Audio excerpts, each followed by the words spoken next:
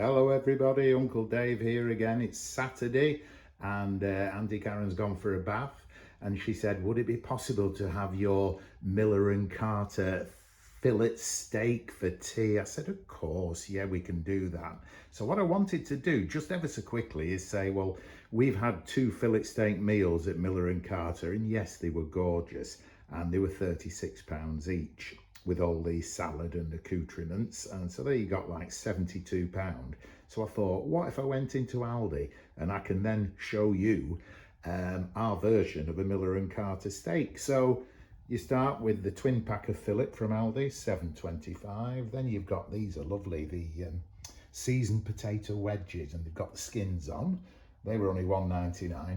You're going to allow about 50p's worth of grated cheese to go with the salad. I've said 90p for the iceberg, but of course you're not going to use it all, so it's even less than that.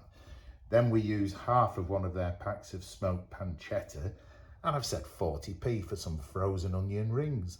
So when you add it all up, you're kind of looking at the absolute top side, and it is top side, allowing that you wouldn't use all of the lettuce. You're looking at 12 quid for 2 people. So let's see what it looks like when we've made it.